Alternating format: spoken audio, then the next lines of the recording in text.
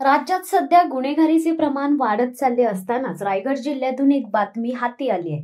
बातमीचा पाठपुरावा केल्यास मारहाण केल्याची घटना समोर आली आहे। तसेच मारहाण केल्याचे अनेक प्रकार देखील उघडकीस आले आहेत। रेवदंडा पोलीस ठाण्याअंतर्गत कार्यरत असलेले सहाय्यक फौजदार दिनेश पिंपळे हे बेशिस्त वाहन चालकांविरुद्ध कारवाई करीत असताना मुरुड तालुक्यातील बोर्ली विभागातील 2 आरोपींनी धक्काबुक्की करून मारहाण करीत जखमी केल्याची धक्कादायक घटना घडली आहे। रेवदंडा पोलीस ठाण्याकडून प्राप्त झालेली सविस्तर माहिती अशी की रायगड जिल्ह्यातील रेवदंडा पोलीस ठाण्याच्या हद्दीतील मौजे बोर्ली ते साळाव तपासणी नाक्यादरम्यान आरोपी झिशान उल हक वसीम सातारकर याने त्याचा पिकअप टेम्पो वाहतुकीला अडथळा येईल अशा पद्धतीने उभा केला होता। याची माहिती सहाय्यक फौजदार दिनेश पिंपळे यांना प्राप्त होताच ते घटनास्थळी गेले।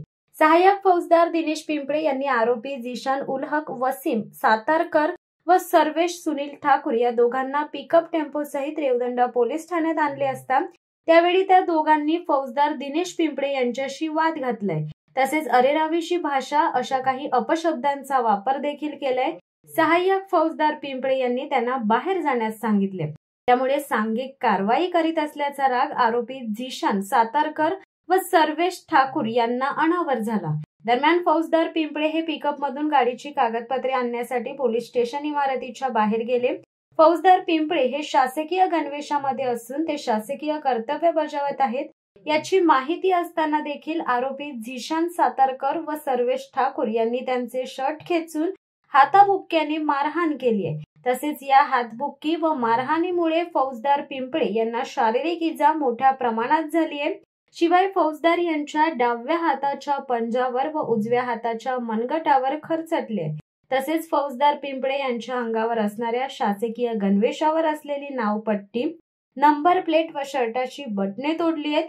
शासकीय गणवेशात असताना व शासकीय कर्तव्य बजावत असताना त्यांना कर्तव्य पार पाडण्यापासून धाकाने परावृत्त करण्याचा प्रयत्न केलाय। त्यामुळे आरोपी झिशान उल हक वसीम सातारकर व सर्वेश ठाकूर यांच्यावर रेवदंडा पोलीस ठाणे येथे भारतीय न्याय संहिता 2023 चे 123, 121, 1, 324, 235 प्रमाणे गुन्हा दाखल करण्यात आला असून याचा अधिक तपास सहाय्यक पोलीस निरीक्षक श्रीकांत किरवले यांच्या मार्गदर्शनाखाली उपपोलीस निरीक्षक दत्तू गांगुर्डे करीत आहेत। शिवसत्ता टाइम्ससाठी अमोल कुमार जैन, रायगड।